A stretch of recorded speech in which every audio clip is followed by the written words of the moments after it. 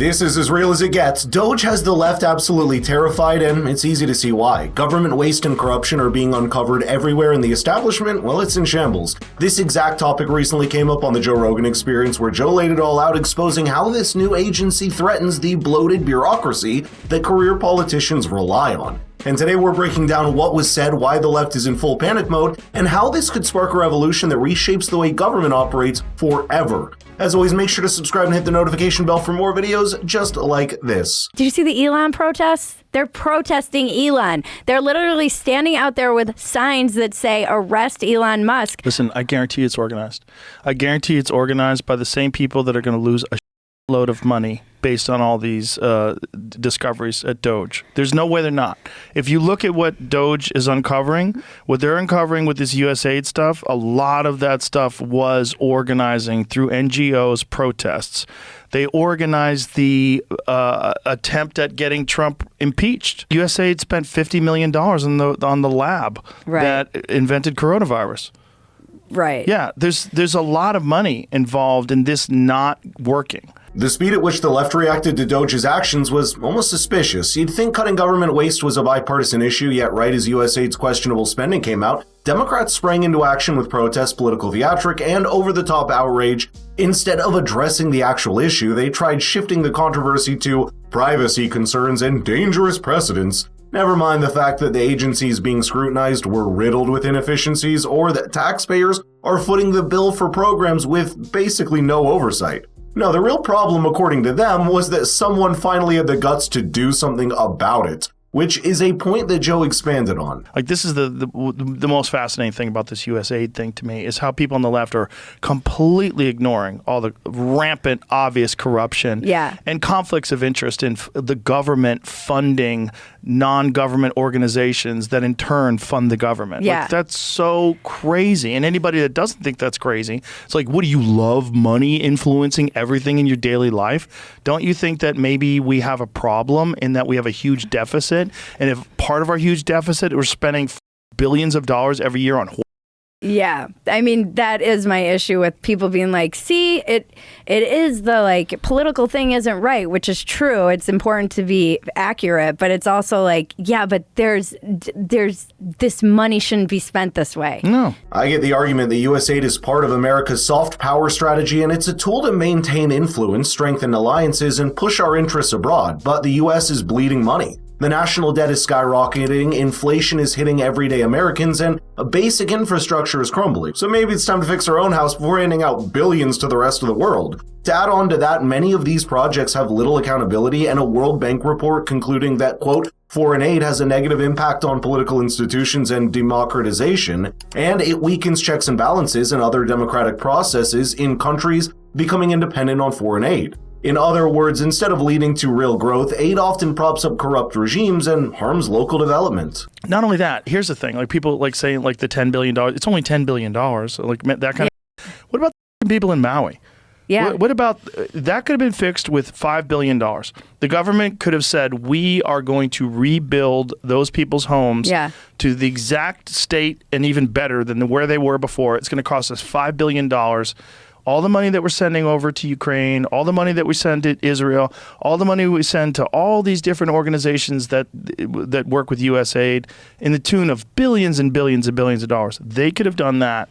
And instead of doing that, they're telling us that what we have to do is continue to fund all these programs in all these other countries that just so conveniently have a whole staff of people that's making a great wage, and their political capital is bet on all this stuff, and it all is involved with intertwined with these NGOs and all this money that they're getting. And this is the thing. We have to go and help these people. We're going to starve. They're going to do this. They're going to do that. What about America? Yeah, and then you have like our tax dollars going into a safety net to help people from one of the worst wildfires in history. Or North Carolina. Exactly. This circles back to the point that we should get our house in order first, which means prioritizing our own citizens, fixing our broken systems, and ensuring taxpayer dollars actually benefit the people paying them. Simply put, if the goal is to maintain America's strength, then the first step should be making sure America itself is strong. By the way, I've noticed you haven't liked the video or subscribed to the channel yet, so what are you waiting for? Bridget also brought up an investment area of government waste that no one ever talks about, and this is the real issue in my opinion. My friend Max Meyer was saying, he's a very smart guy, he was saying no one with any numerical ability has ever looked into Medicare and Medicaid fraud, ever. Like, that's what they're cracking into next. There's a lot of money there that is like provider side fraud. I mean, you know how complicated it would be to try and untangle that web of where you're inflating things that people have and you're saying this is like a band. You see these things online where it's like a Band-Aid is $25,000, you know, like what? Someone explained that to me too, is that when you have a budget, say if you run an organization and it has a budget, you get money from the government and that budget's like $80 million a year, you can't spend 60 because then you're going to get 60 next year. You have to spend all 80. Right. If you don't spend all 80, you don't get it. You got to say, we need 90. Right. We're barely hanging on. Right. And so you have to charge like $500,000 for a hammer. Let me put what they just said into numbers. According to a Government Accountability Office report, which was released in March of last year, quote, the federal government reported an estimated $236 billion in improper payments during the 2023 financial year. Of that amount, more than $175 billion were overpayments and $44.6 billion were unknown payments, meaning it was unclear whether a payment was an error or not.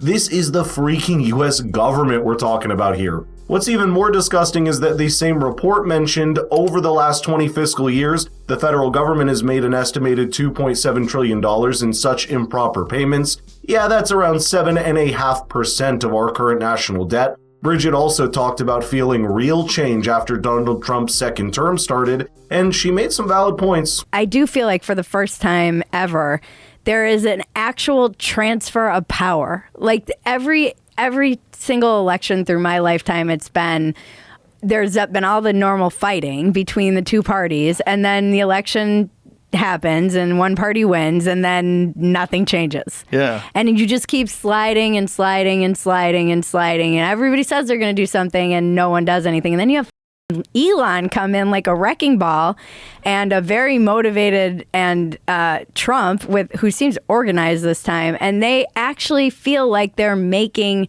changes that, by the way, American people want. Yeah, like the border. They fixed the border overnight. I know. Overnight. That's spot on, and I'll go as far as saying we're witnessing a soft revolution unfolding in real time. The deep state, which has had a grip on the system for so long and longer than anyone can remember, is being exposed and dismantled piece by piece. Unelected bureaucrats are being pushed out, the entire media landscape is changing, and common sense is making a major comeback. The script is finally flipping and the establishment is panicking. History's shown that once a nation allows corruption and complacency to take over, decline is inevitable. Rome didn't fall overnight, it crumbled under the weight of its own stagnation. But I'd love to know your thoughts here, so let's get the conversation rolling in the comments down below. And if you want your friends to get their coverage from independent sources like us, please share the video. Thanks for watching, I'll see you in the next one.